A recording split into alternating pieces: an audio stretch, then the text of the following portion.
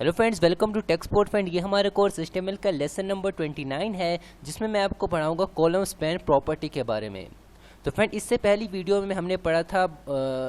Table border के बारे में। तो अभी जो है हम एक प्रॉपर्टी पढ़ेंगे टेबल के बारे में, जिसका नाम है कॉलम स्पैन, जो कि आपके टेबल को जो है बहुत यूनिक बना लेती है, बहुत प्रोफेशनल बना लेती है, और आपके काम को सबसे ज़्यादा जो मेन इसका फीचर है वो आपके काम को आसान बना देता है।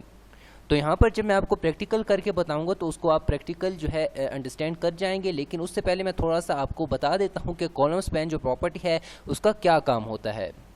तो फॉर एग्जांपल फ्रेंड, यहाँ पर जो है मैंने जो है कुछ पेंट में जो है एक बॉक्स, यहाँ पर एक टेबल बनाया हुआ है, ठीक है। और इसी तरह का टेबल जो है हमने अपने क्रोम ब्राउज़र में HTML के ज़रिए भी बना रखा है, ठीक है। अभी फॉर एग्जांपल ये होता है फ्रेंड कि कभी जो है आपने आपने एक टेबल बनाया और आपके केस में वो किसी भी तरह का जो है टेबल है, और होता यह है कि फ्रेंड अगर आपने फर्स्ट डे में, यहाँ पर मेरे एग्जांपल में ले लें कि मैंने फर्स्ट डे में 10 बॉल जो है वो सोल्ड किए हैं, दूसरे दिन भी मैं 20 बॉल जो है सोल्ड किए हैं, और तीसरे दिन 30 बॉल जो है मैंने सोल्ड किए हैं। तो अगर ऐसा हो फ्रेंड कि यहाँ पर जो है मैंने दूसरे दिन भी अगर मतलब 10 बॉल जो है वो सोल्ड कर लिए, ठीक है, तो यहाँ पर भी मैं अभी 10 लिखूँगा, ठीक है। अगर ऐसा हो कि दूसरे दिन में मुझसे जो है 10 बॉल ही सोल्ड हो, ठीक है, तो भी क्या होगा, हमें दोनों बॉर्डर में जो है, दोनों जो बॉक्सेस हैं इनमें जो हमें 10-10 जो है वो लिखना होगा, और हमें हमारे HTML टैग में जो है हमें 2 जो है टेबल डेटा देने होंगे, और यहाँ पर जो है हमारे पास उसकी वैल्यू जो है वो यहाँ पर लिखनी होगी। अभी कॉलम स्पैन जो प्रॉपर्टी है वो ये काम करती है। फॉर एग्जांपल अगर आपके जो यहाँ पर पहले जो बॉक्स है उसमें भी आपका 10 आ रहा है, ठीक है, वैल्यू, और दूसरे में फॉर एग्जांपल आपके 10 आ रहा है, मेरे केस में ये 10 है, आपके केस में कुछ भी हो सकता है। और आप चाहते हैं फ्रेंड कि यहाँ पर जो ये एक बॉर्डर, ये जो एक कॉलम है, ठीक है, यहाँ पर ये 10-10 2 बार लिखा हुआ है, आप चाहते हैं कि ये दोनों जो है ये बॉक्सेस जो है एक जैसे हो जाए, मतलब एक से कोलैप्स हो जाएं, और उसके बाद इन दोनों के दरमियान में जो है आपको 10 नज़र आए। मतलब ये जो वैल्यू होगी ये अभी दोनों के लिए होगी, आपको 2 बार टेबल डेटा नहीं देना पड़ेगा, और सबसे मेन चीज़ ये आपकी टेबल को बहुत प्रोफेशनल बना देती है दिखने में,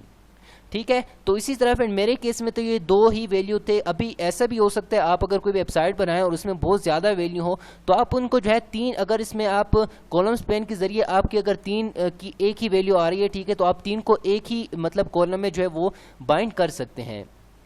तो ये काम होता है कॉलम स्पैन प्रॉपर्टी का। तो अभी हम प्रैक्टिकल यहाँ पर करेंगे। तो सबसे पहले मैं अपनी यहाँ पर सबलाइम टेक्स्ट ओपन कर लेता हूँ, और फॉर एग्जांपल फ्रेंड यहाँ पर जो मैंने यहाँ पर टेबल डेटा दिया था, ठीक है, उसमें मैंने 20 लिखा था, तो इसको मैं 10 कर लेता हूँ, ठीक है। मैंने किया 10, कंट्रोल S, और जब मैं अपने यहाँ पर ब्राउज़र में जाता हूँ, ठीक है, और इसको मैं रिफ्रेश करूँगा, तो फ्रेंड यहाँ पर आप देख सकते हैं हमारे पास 10 और 10 नज़र आ रहा है, जो कि एक अलग अलग कॉलम में हमें शो हो रहे हैं। अगर मैं चाहता हूँ कि फ्रेंड इन दोनों को मैं एक बना लूँ और इनके दरमियान में ये लाइन जो है वो ना आए, तो इसके लिए सबसे पहले आपको करना ये होगा, आपने जो है यहाँ पर अपना सबलाइम टेक्स्ट ओपन कर लेना है, और यहाँ पर आपने दूसरा जो टैग दिया है टेबल डेटा का, इसको जो है सबसे पहले आपने क्लियर कर लेना है। तो जब हम इसको क्लियर करेंगे तो हमारे पास जस्ट एक ही 10 लिखा हुआ है, ठीक है, और हम चाहते हैं कि हमारे अगले जो हमारा दूसरा मतलब इससे बाद वाला जो हमारे पास टेबल है, जो कॉलम है, उसमें भी हमारे पास 10 नज़र आए, लेकिन ये दोनों जो है मतलब एक ही मतलब बॉक्स एक बने, लेकिन वैल्यू जो है वो दोनों के लिए हो।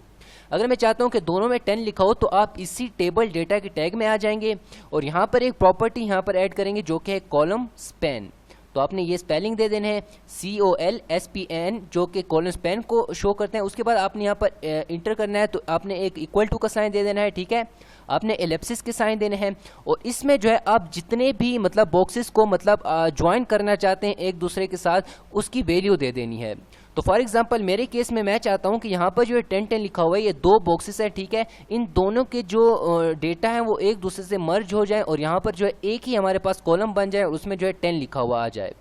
तो मेरे केस में 2 थे, तो मैं यहाँ पर लिखूंगा 2। अगर आपके केस में 3 हैं या 4 हैं या जितने भी हैं, फिर आपने यहाँ पर वही वैल्यू यहाँ पर पुट कर लेनी है। पुट करने के बाद जब मैं इस पेज को यहाँ से कंट्रोल S टाइप करके सेव करूँगा और अपने ब्राउज़र में जाकर इस पेज को रिफ्रेश करूँगा, तो फ्रेंड अभी आप देख सकते हैं यहाँ पर 2 हैं, ठीक है। जब मैं इसको रिफ्रेश करूँगा तो आप देख सकते हैं हमारे पास ये जो लाइन थी यहाँ पर ख़त्म हो चुकी है, और ये जो बॉक्स था हमारे लिए, जो कॉलम है, ये इन दोनों फर्स्ट डे और सेकेंड डे के लिए हमारे लिए बन चुका है, ठीक है। और इसी तरह हमारा जो 10 था वो अभी हमारे पास एक ही कॉलम में हमें नज़र आ रहा है। तो फ्रेंड इस तरह जो है आप कॉलम स्पैन की प्रॉपर्टी जो अपने टेबल में यूज़ कर सकते हैं। तो फ्रेंड अगर आपको ये वीडियो पसंद आई हो तो प्लीज़ हमारे चैनल को लाइक करें, सब्सक्राइब करें, और बेल आइकन को दबाना ना भूलें। अगली वीडियो के लिए इंतज़ार करें, तब तक के लिए गुड बाय।